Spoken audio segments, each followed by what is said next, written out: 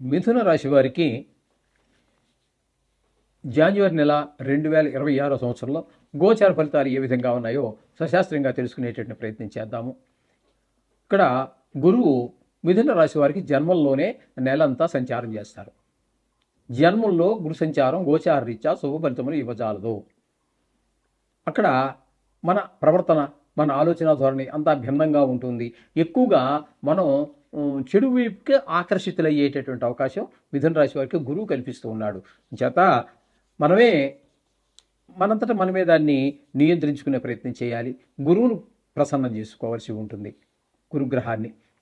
ఆ విధంగా ఉంటుంది. ఇకపోతే తృతీయ స్థానంలో కేతుగ్రహ సంచారం జరుగుతుంది. తృతీయ స్థానంలో కేతుగ్రహ సంచారం వల్ల చాలా చక్కటి ఫలితాలన్నీ కూడా ఈ మిథున రాశి వారికి అందిస్తూ ఉన్నారు.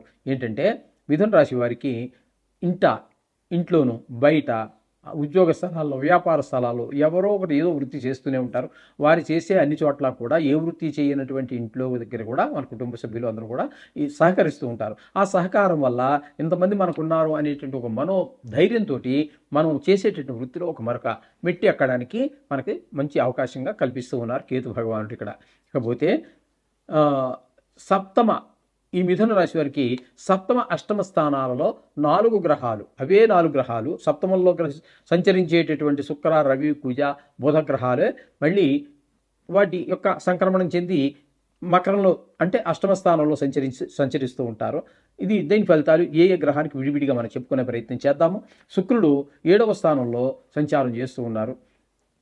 ఇక్కడ 12వ తారీఖు వరకు ఉంటారు. ఈ 7వ స్థానంలో శుక్రగ్రహ సంచారం అనేటటువంటిది శుభప్రదమైనటువంటి ఫలితములను ఇవ్వజాలదు. గోచార రీత్యా 7వ స్థానంలో శుక్ర భగవానుడు అనుకూలమైన ఫలితములు ఇవ్వడు. తదుపరి 13వ తారీఖు నుంచి నెలాఖరు వరకు అష్టమ స్థానంలో చాలా మంచి ఫలితాలు ఇస్తాడు. సకానికి పైగా రోజులు మనకి ఈ మంచి ఫలితాలు ఇస్తూ ఉన్నాడు శుక్ర భగవానుడు. 8వ స్థానం కాబట్టి మనకి మంచి శుభప్రదమైనటువంటి వార్తలు వినటము, అలాగే భార్య విషయంలో కూడా మంచి సంతోషంగా ఉండటము, హఠాత్తుగా ధన లాభం రావటము, అలాగే శత్రువుగా ఉన్నటువంటి వాళ్ళు మిత్రులుగా మారటము, ఇట్లాంటి చాలా చోట్ల మనకి సన్మానాలు, మంచి పేరు ప్రఖ్యాతులు రావటము, ఇవన్నీ కూడా మనకి జరుగుతూ ఉండేటటువంటి పరిస్థితి ఉంటుంది అష్టమ స్థానంలో వెళ్ళిన తర్వాత. మొత్తం మీద 17 రోజులు మాత్రం, ఒక 12 రోజులు మాత్రం ప్రతికూలమైన ఫలితాలు, తదుపరి మిగతా రోజులంతా నెలంతా కూడా శుభప్రదమైన ఫలితాలు ఇస్తూ ఉన్నాడు శుక్ర భగవానుడు. ఇక రవిని తీసుకున్నట్టయితే సూర్య భగవానుడు సప్తమ స్థానం అయినటువంటి ధనురాశిలో 14వ తారీఖు వరకు ఉంటారు. దీన్ని ధనుర్మాసం అంటారు. ఇది శ్రీ వైష్ణవులకి ఈ విష్ణు దేవాలయాల్లోనూ మంచి పరమ భక్తి ప్రపత్తులతోటి చాలా విరాజిల్లుతూ ఉంటాయి.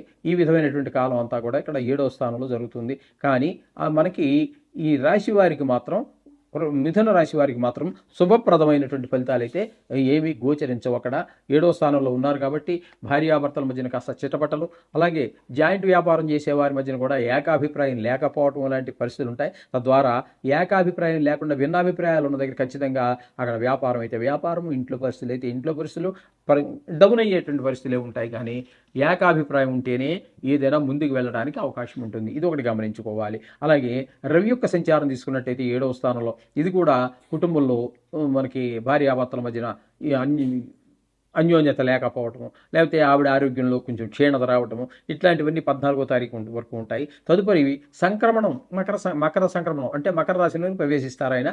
అక్కడి నుంచి నెల రోజులంతా కూడా అక్కడ 8వ స్థానంలో ఉంటారు. 8వ స్థానంలో కూడా ఆయన ప్రయాణం, ఆయన యొక్క సంచారము మనకి పెద్ద దుఃఖాన్ని మిగులుస్తుంది. ఎవరో చుట్టాల గురించో, బంధువుల గురించో, స్నేహితుల గురించో, ఆప్తుల గురించో కొంచెం చెడు వార్తలు వినటం, అవన్నీ జరిగేటువంటి కొంతమంది ప్రాణం పోవటం, అలాగే ధన నష్టం జరగటం, అలాగే పరాభవం, అవమానాలు, ఇవన్నీ కూడా మనకి ఈ రవి యొక్క సంచారం 14 రోజులు మనకి అష్టమ స్థాన సంచారం వల్ల గోచరిస్తూ ఉన్నాయి.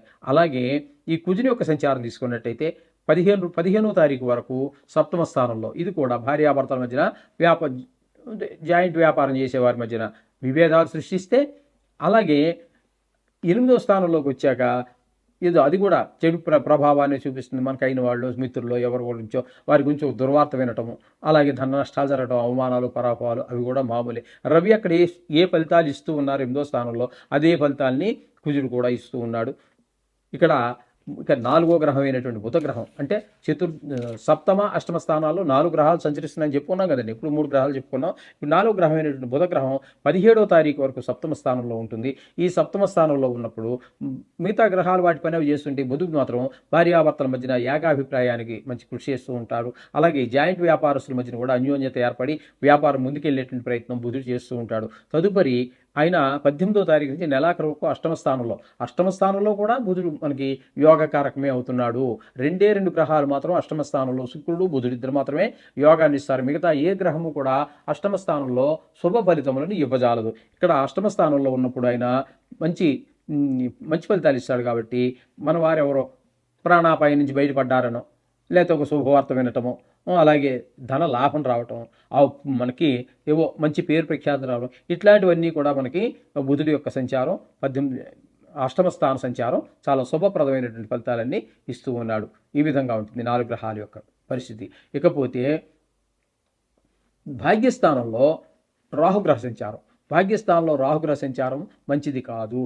ఏ విధంగానూ కూడా మనకి ఏ విషయాలలోనూ గాను అంటే ఇంటి సౌఖ్యం ఉండదు, వాహన సౌఖ్యం ఉండదు, అలాగే దైవభక్తి విషయంలో కూడా ముందుకు వెళ్ళలేము.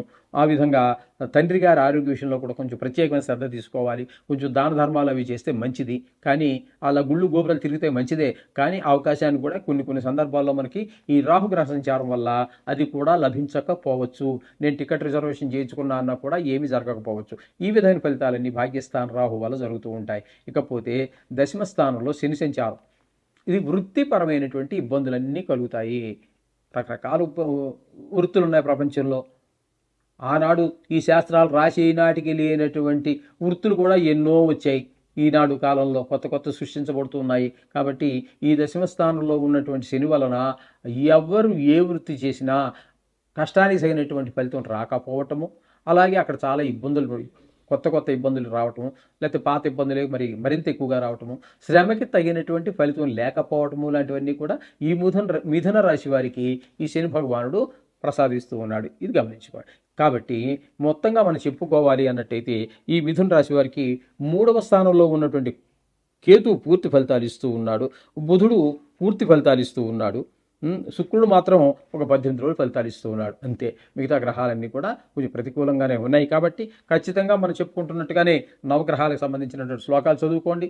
లేదు అది రాని వాళ్ళు ఎవరైనా ఉన్నట్టయితే విష్ణు సహస్రనామం కూడా చదువుకోవడం దానికి పరిష్కారంగా చెప్పారు. అలాగే సుందరకాండ పారాయణ చెప్పారు. అలాగే ఈశ్వరుడికి అభిషేకం చేసుకోవటం అనేది కూడా చెప్పబడ్డాయి. ఇంకా చాలా చెప్పారు పెద్దలందరూ. అందులో ఏది మీకు సాధ్యమైతే అవుతుందో దాన్ని చేసుకోండి. తప్పకుండా ఆ గ్రహాల యొక్క అనుకూలత కూడా మీకు ఏర్పడుతూ ఉంటుంది. కాబట్టి ఈ శని ప్రభావం వల్ల ఇప్పుడు మనం చెప్పుకున్నాం మిథున రాశి వారికి దశమ స్థానంలో శని గ్రహం వల్ల వృత్తిపరమైన ఇబ్బందులు ఉన్నాయి. కాబట్టి అటువంటి వారికి ఈ 31వ తారీఖు జనవరి 31 రథసప్తం శని త్రయోదశి వస్తోందండి. ఆ శని త్రయోదశి రోజున కనుక శనికి అభిషేకం చేసుకోవటమో, నువ్వులు దానం ఇచ్చుకోవటమో, శనికి సంబంధించినటువంటి ఏదో చదువుకోవటం ఇవన్నీ చేసినట్టయితే అది కొంత నియంత్రించబడుతుంది. అలాగే ఇదే నెలలో రవికి సంబంధించినటువంటి ఇబ్బందులు ఉన్నటువంటి వారు ఎవరైతే ఉన్నారో ఇప్పుడు ఈ మిథున రాశి వారికి రవి 7వ స్థానంలోను 8వ స్థానంలోను కూడా ఇబ్బందులే కలగజేస్తున్నారు. కాబట్టి అటువంటి వారికి ఇక్కడ 25వ తారీఖున రథసప్తమి వస్తుందండి. ఆ రథసప్తమి రోజున ఆ పూజ చేసుకోవడం, వీలుంటే ఎక్కడ దగ్గర సూర్య భగవానుడు గుడి ఉంటే చూడటం, లేదా ప్రత్యక్ష దైవం మనకి తెల్లారలేస్తే తెల్లారిందని చెప్పడానికి కారకుడే ఆయన, రాత్రి అయిందని చెప్పడానికి కారకుడే ఆయన. సమస్త జీవకోటి అఖిలాండ బ్రహ్మాండాలన్నింటిలోనూ కూడా ఈ జీవరాశి అంతా జీవించడానికి మనుగండి ఇచ్చేటటువంటి వాడు సూర్య భగవానుడే. కాబట్టి అటువంటి సూర్య భగవాను డైరెక్ట్గా చూడండి. మీకు తెలిసి వస్తే చదవండి, నోటికి ఏదో పుస్తకం తీసుకున్న ఆదిత్య హృదయం చదవండి. సూర్యుడికి సంబంధించి ఏ ఒక్కటి ఉన్నా సరే మీరు ఒక 10 నిమిషాలు 15 నిమిషాలు కష్టపడి చదవండి. ఆ సూర్య భగవాను అనుగ్రహం పొందండి, ఆరోగ్యాన్ని పొందండి, ఐశ్వర్యాన్ని పొందండి, ఉద్యోగం పొందండి, ఉద్యోగకారకుడు కూడా. అలాగే అంచేత అనేక జీవరాశి మనుగడికే కారణమైనటువంటి ఆ రవిని కూడా మీరు 25వ తారీఖున రథసప్తమి ప్రార్థించండి. సమస్త శుభాలు పొందండి. శుభం.